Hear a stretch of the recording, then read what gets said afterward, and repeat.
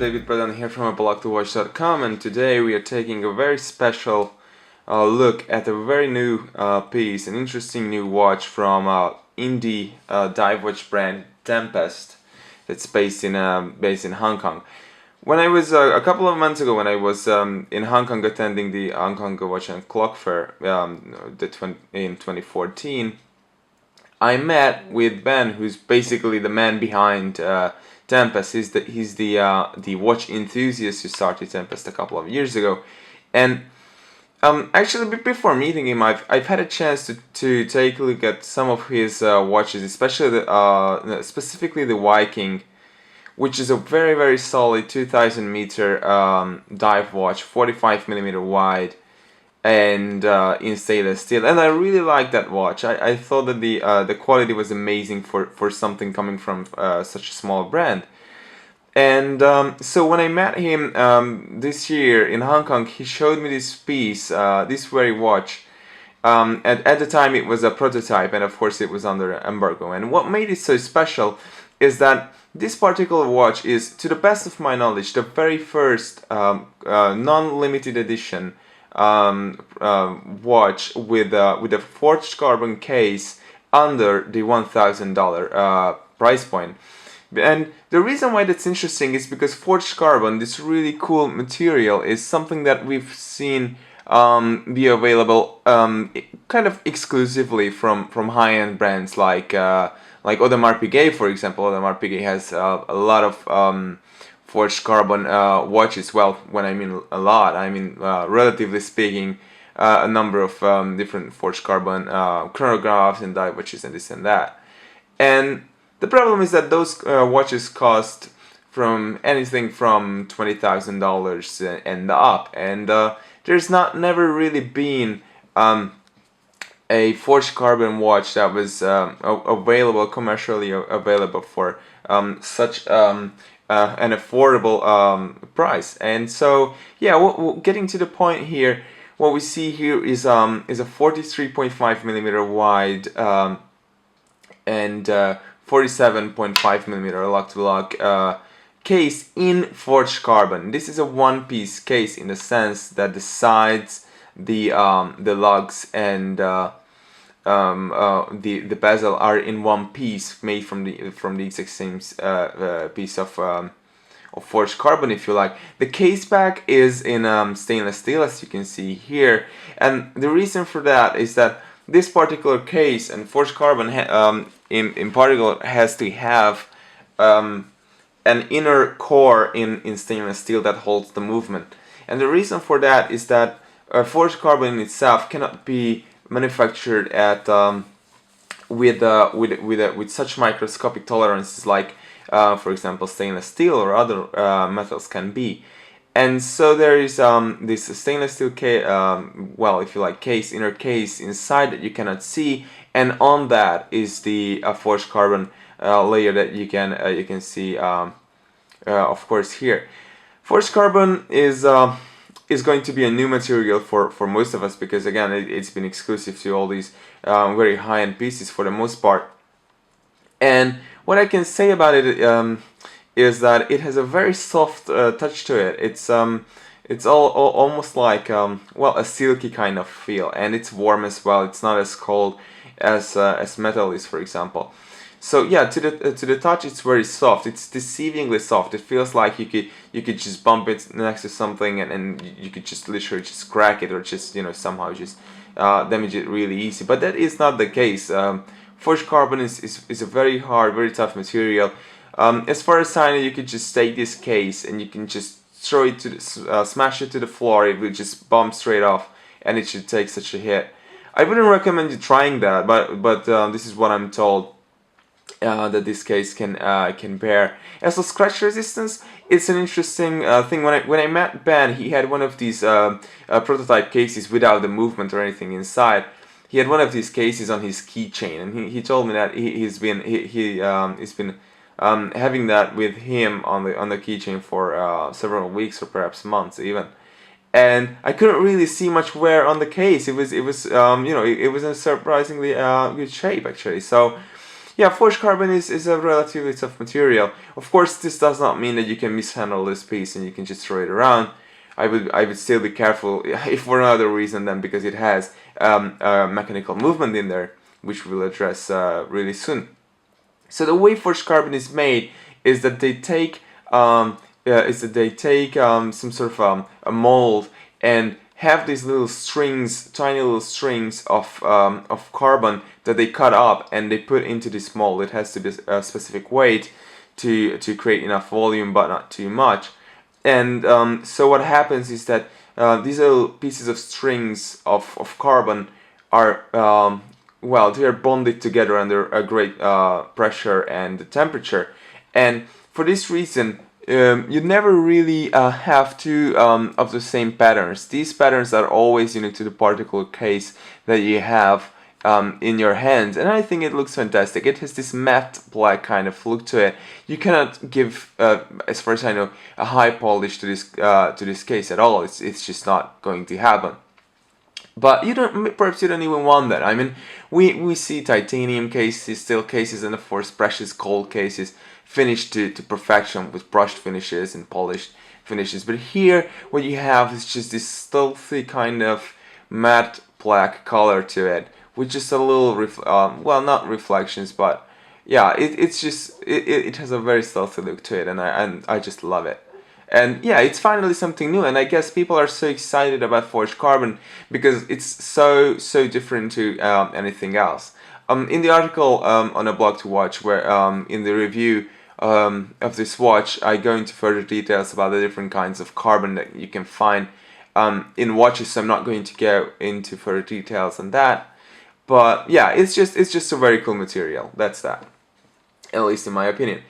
The movement is an automatic Miyota 9015, which is the higher end automatic Miyota movement. It's the movement that you will find in many different indie watches, and of course not just indie watches, more larger brands use it as well. But yeah, it's just used here because it's a very reliable little movement. It runs at 4 Hz. It gives you 42 hours of power reserve. It hacks. It has manual winding. So yeah, it's just a very nice little workhorse movement, and it works perfectly fine here. So yeah, back to the watch here. The dial, as you can see, is relatively simple. What you see here is that this watch is a 3-hands watch, no date whatsoever. I guess the movement does have the date on there, but there's no date display. And for some, that's a good that's a good thing. For some, maybe some will miss it. But I think the more simple look of the dial is perfectly fine. As you can see, the dial the sapphire is domed, and it's domed on both of its outside and inside. And the reason for that is that this way it makes for a very limited amount of distortions.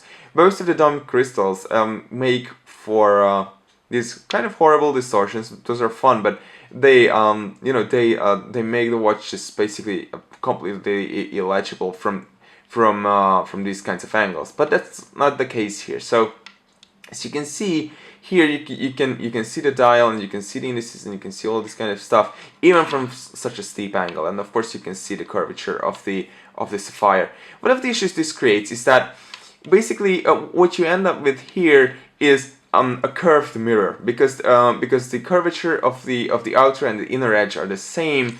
My understanding is that it gives way to a lot more reflections, and it's true even in the daytime. So when you're standing in, like I don't know, in a bus stop or something, and you look at your watch, you're basically going to see the people are standing next to you. Well, it's not that bad, but you really do see a lot of stuff around you because of the relatively steep curvature of the crystal. So legibility is maybe is slightly compromised in some lighting situations, but the wide hands and the sufficiently long hands make up for it. So you can really just tell the time by just glancing at the watch. Although the two hands, the hour and the minute hands, do tend to look kind of similar, and yeah, you just have to look a little bit closer at it to be able to tell which is which in some cases, but it takes some getting used to. But once you're there, it really is a legible watch. The indices are kind of fun. They are hand applied, they are raised up, so they have some, they give the watch some extra depth, the dial some extra depth. And yeah, this plain black dial looks kind of flat, but again, this very steep flange ring, if you can see here, certainly adds some depth, and so do the indices. The lume on this watch is excellent. It's BGW9, so it's not your more common C3 Superluminova. It's BGW9, and the difference between this and the C3 version is that it looks more white when viewed in daytime, when it's not glowing, and while C3 Superluminova tends to have a greenish hue to it. And when this glows, this particular lume glows, it glows in this pale blue, well, not off-white, it has a blue hue to it.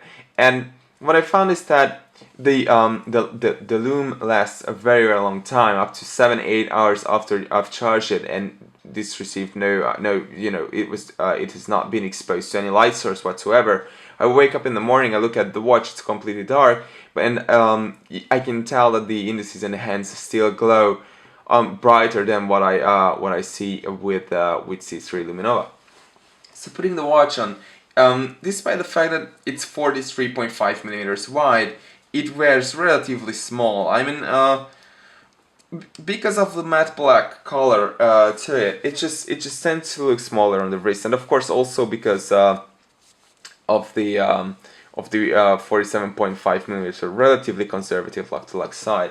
Let me get my shirt out of the way. The watch comes on this very cool nylon strap, which is waterproof, but has an inner lining in the inside is aligned with leather, so it feels like leather. It has some kind of soft leather inside, so it's not uncomfortable. It's very it's very nice to wear actually, even in the long run. But on the outside, it has this heavy duty kind of nylon, which I can tell is waterproof. It's also sad. Tempest also says that it's waterproof. So yeah, it's very nice. The bezel, the buckle is black PVD coated, so it matches the black case and the PVD coated crown there. It's just a cool strap, but in my opinion, this checkered texture on it just completely mismatches this random texture on the case. It just, you know, when you look at it in the metal, so to speak, or in the carbon, whatever, the textures don't really match up, and they don't look that good. I mean, the strap is high quality, of course the case is high quality, but the way these two aesthetically wear together is something that I found it's not perfect. I mean, I put this watch on a couple of native straps that I had laying around, and I was much happier with the result.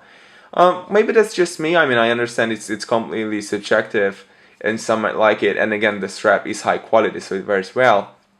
But the looks that it creates, I'm not entirely happy with. But yeah, with all that said, I'm sure many will like it. Those who don't, you can always just change the strap, because it's a 20 millimeter lug width case. So there's just basically endless different variations of straps that you can put on there. So yeah, there you have it. This was a review of the Tempest Forged Carbon watch, and it's launching on Kickstarter on the day when we are publishing this review on aBlogtoWatch, which is early December, and you can purchase this watch there on Kickstarter by backing the project.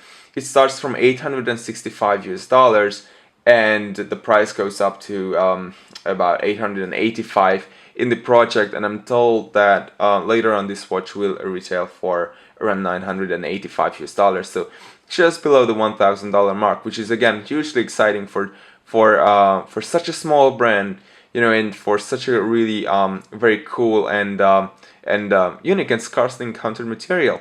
So once again, this was a review of the Tempest Forged Carbon watch, and you can see the full review on aBlogtoWatch soon. Thanks.